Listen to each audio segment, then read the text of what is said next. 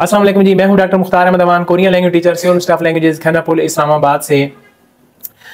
ये मेरी वीडियो जो है वो साउथ कोरिया के लिए स्टडी वीज़ा के हवाले से है। जैसा कि आपको पता है कि आजकल मार्च इनटेक के लिए जो है वो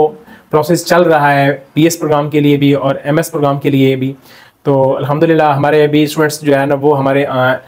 काफ़ी स्टूडेंट जो है ना वो हम केस जो है वो हम आगे फॉरवर्ड हो चुके हैं अल्हम्दुलिल्लाह। इंशाल्लाह बहुत जल्द एडमिशन जो है वो उनका स्टार्ट हो जाएगा, एडमिशन का प्रोसेस। फिर आगे अभी भी जिन लोगों को मास्टर प्रोग्राम में जो लेना चाहते हैं और वो डॉक्यूमेंट्स रेडी हैं तो वो जो है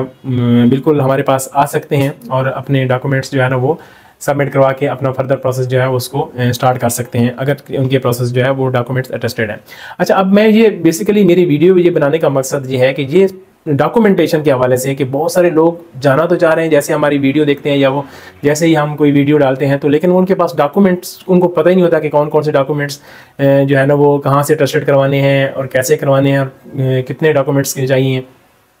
तो साउथ कोरिया के लिए मैं आपको बता दूं कि आपने किसी भी कंट्री में जाना होता है तो बेसिक चीज़ें आपको जो है ना वो पता हो कि आपने कम से कम अपने डॉक्यूमेंट्स जो है ना वो अटेस्टेड करके उसको अपने पास रखें, तैयार रखें वो फाइल, ताकि जैसे ही जो भी अपॉर्चुनिटी आपको मुयसर हुआ फ़ौरन उसको अवेल कर सकें और उसमें अपना प्रोसीजर जो है वो स्टार्ट कर सकें। तो साउथ कोरिया के लिए जो सबसे पहले अगर फर्ज करें आपने BS प्रोग्राम के लिए जाना है या MS प्रोग्राम के लिए जाना है, तो अगर आपने FA मैट्रिक किया हुआ है या FSC की हुई है तो सबसे पहले जो है मैट्रिक की जो सनत हो है वो जो है वो अटेस्टेड होनी है। पहले आप जो सनत है वो बोर्ड से जो है वो आप उसको वेरीफाई करते हैं, फिर उसके बाद ये IBCC से जो है वो अटेस्टेड होती है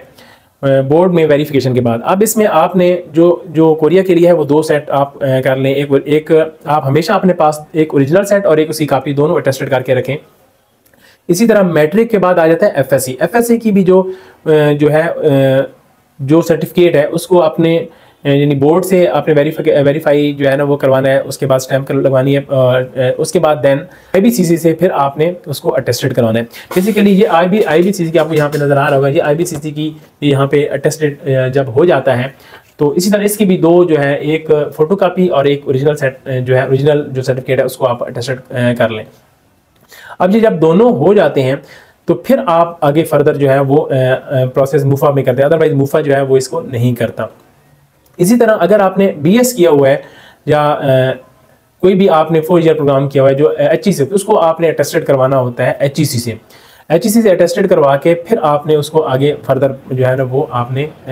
मुफा जो है मिनिस्ट्री ऑफ फॉरेन अफेयर्स जो है उससे आपने अटेस्टेड भी और साथ अपोस्टाइल भी करवाना है। यानी कि जब आपका ये मैट्रिक का बोर्ड, मैट्रिक का FA का और BS का जो भी डिग्री है इंटरमीडिएट IBC से और HEC से अटेस्टेड होने के बाद आप मुफा जब भेजते हैं तो मुफा से ये होता है अपोस्टाइल जो है वो होता है और अटेस्टेड की जो स्टैंप है यहाँ पे बार कोड भी लगा हुआ है, ये भी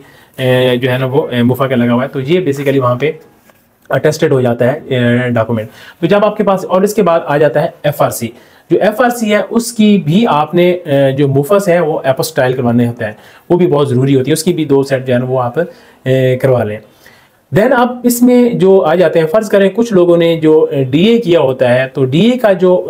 जब आप अटेस्टेड करवाते हैं तो IBCC से आपने जो है वो जो 3rd ईयर का जो रिज़ल्ट होता है, रिज़ल्ट कार्ड होता है जिसके ऊपर तीनों 1st 2nd ईयर और 3rd ईयर तीनों के जो है ना वो नंबर्स जो है ना वो वहाँ पे होते हैं, वो वाला और एक जो आपको सर्टिफिकेट मिलता है वो 2 करवाने होते हैं। सिर्फ सर्टिफिकेट नहीं करवाना होता। DA अगर आपने किया हुआ है तो आपने IBCC से वो अटेस्टेड करवा के सर्टिफिकेट भी और उसका जो DMC है जो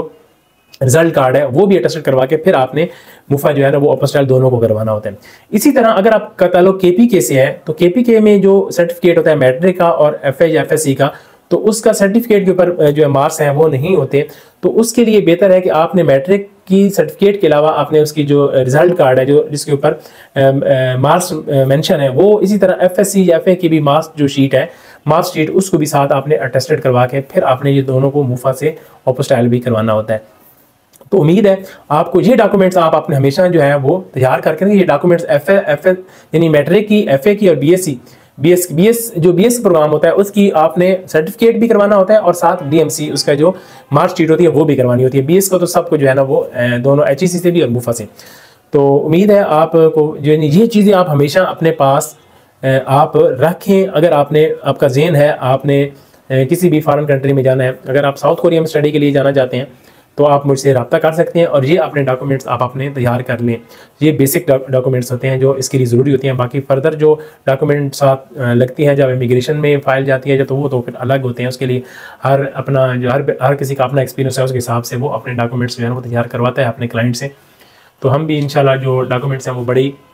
फाइल जो स्ट्रॉन्ग बनाते हैं ताकि जो है ना वीज़ा डिलाई ना हो। तो मेरा नंबर है 030660010103। मेरा ऑफिस है इस्लामाबाद में, खन्ना पुल है इस्लामाबाद हाईवे के ऊपर, उसके साथ M दुबई टावर है, उसके सेकंड फ्लोर पे ऑफिस नंबर 113 है। दुआ में याद रखिए जी। अल्लाह हाफ़िज़।